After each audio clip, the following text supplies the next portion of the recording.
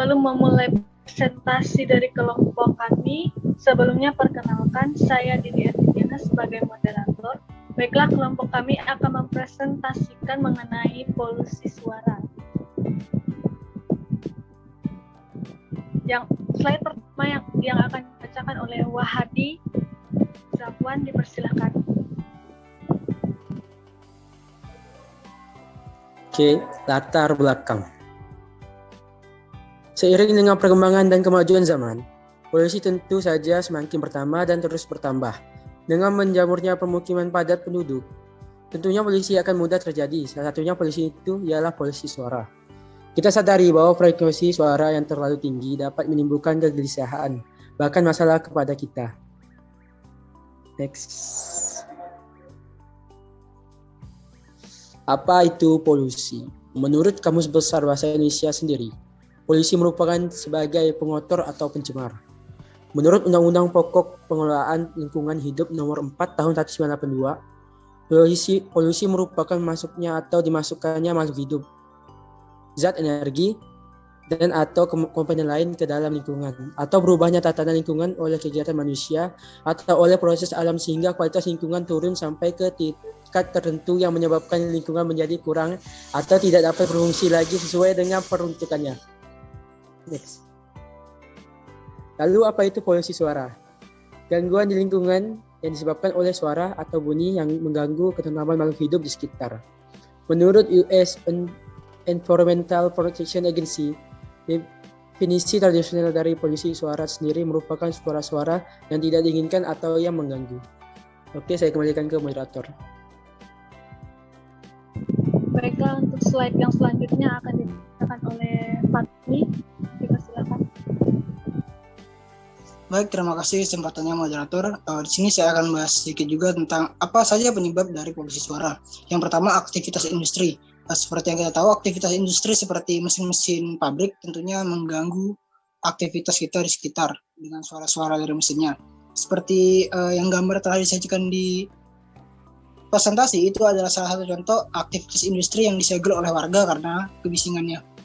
Lalu ada alat-alat elektronik. Alat-alat elektronik sendiri mengarah kepada alat-alat yang mengeluarkan bunyi mengganggu, seperti sound musik, seperti blender juga, dan lain sebagainya. Lalu ada event. Event sendiri mengarah pada kegiatan-kegiatan yang menggunakan sound-sound suara seperti pentas musik, lalu kegiatan-kegiatan yang lainnya. Lalu ada suara mesin. Suara mesin sendiri bisa dikategorikan dengan suara mesin dari pabrik maupun dari suara mesin kendaraan. Lalu ada suara hewan. Nah, suara hewan sendiri jika hewannya terlalu banyak dalam suatu tempat tentunya akan menghasilkan suara-suara yang mengganggu sekitarnya. Lalu yang terakhir ada urbanisasi. Nah, urbanisasi sendiri menjadi salah satu penyebab polusi suara karena jika semakin banyaknya orang yang tinggal di suatu daerah, maka suara-suara akan semakin banyak. Nah, jadi itu juga menjadi salah satu sebab dari polusi suara. Next. Nah, dari mana saja sumbernya polusi suara? Jika dilihat dari lokasinya, maka polusi suara berasal dari indoor dan outdoor. Jika indoor sendiri berasal dari dalam ruangan seperti alat-alat elektronik rumah tangga, mesin-mesin pabrik, dan lain-lainnya. Sedangkan outdoor dari kegiatan luar ruangan lainnya seperti kegiatan proyek pembangunan gedung. Lalu dilihat dari bentuknya, ada bentuk titik dan garis. Jika bentuk titik sendiri hanya di satu titik seperti suara mesin pabrik yang hanya di titik, dan berbentuk garis itu seperti kendaraan lalu lalang. Lalu jika menurut sifatnya sendiri ada statis dan dinamis. Jika statis sendiri seperti sama titik, diam di satu tempat, sedangkan dinamis itu bergerak. Seperti contohnya suara pesawat terbang, suara motor, dan lain-lainnya. Oke, next. Nah, di sini ada tingkat kebisingan dalam bentuk desibel. Apa itu tingkat kebisingan? Jadi manusia sendiri punya batas maksimal pendengaran yaitu 70 desibel. Nah, jika lebih dari itu maka akan kita kategorikan sebagai polusi suara karena terlalu keras atau mengganggu. Sekian dari saya kembalikan ke moderator. Baik, yang selanjutnya akan dibacakan oleh Kiki Ramdhani. Oke, terima kasih moderator atas kesempatannya. Oke, sekarang kita membahas tentang jenis-jenis kebisingan. Yang pertama ada kontinu. Ini terjadi stabil dan areanya lebar, yaitu seperti contohnya suara mesin. Yang kedua ada semi kontinu. Terjadi stabil dan areanya sempit seperti suara gergaji mesin. Yang ketiga ada intermittent, yaitu suara putus-putus seperti pesawat terbang. Yang keempat ada impulsif, yaitu suara terus-menerus. Contohnya senjata mesin yang digunakan untuk latihan militer. Yang kelima ada repeat impulsif, yaitu terus-menerus dan berulang. Contohnya seperti tukang pandai besi. Oke, selanjutnya kita akan membahas tentang apa-apa saja dampak yang terjadi karena polusi udara ini. Nah, di sini ada dampak positif dan dampak negatifnya. Untuk dampak positif, yang pertama itu ada kesehatan, yaitu suara dapat digunakan sebagai terapi dan media relaksasi bagi manusia. Yang kedua itu ada sosial ekonomi. Nah, ini suara ini dapat menjadi sumber lapangan pekerjaan bagi orang-orang yang ahli dan bekerja di bidang terkait. Salah satunya yaitu meningkatkan penjualan earphone atau headset yang bertujuan untuk meredam suara kebisingan. Tapi di balik terdapat sisi positif polusi udara ini, pasti ada beberapa sisi negatifnya juga. Yang pertama itu ada gangguan pendengaran.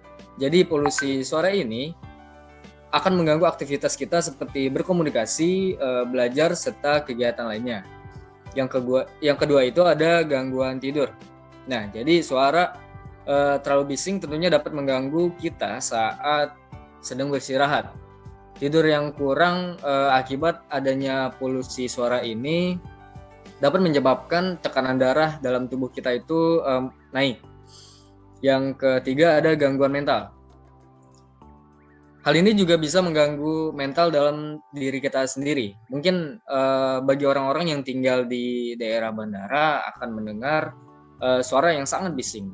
Akibatnya bisa jadi emosi yang mengarah itu menjadi hal yang negatif. Dan yang terakhir ada dampak ke hewan-hewan laut.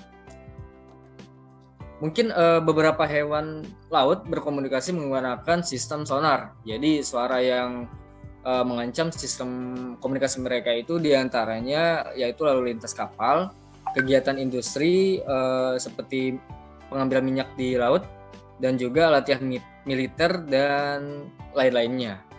Mungkin sekian dari penjelasan saya kembalikan ke moderator. Baiklah, untuk slide yang berikutnya akan dibacakan oleh Ahmad Ramadan Ihsan. Dipersilakan. Baik, di sini saya akan membacakan bagaimana penanggulangannya. Yaitu 1. Menggunakan alat peredam suara. 2. Mengurangi peralatan rumah tangga yang tidak berisik. 3. Beristirahat. 4. Memutar musik instrumental. 5. Pendidikan. 6. Kesadaran bersama. 7. Kampanye. 8. Pembangunan pabrik yang agak jauh. Dan yang terakhir ada aturan pemerintahan. Sekian dari saya kembalikan ke moderator. Baiklah, sekian hasil pengamatan dari kelompok kami.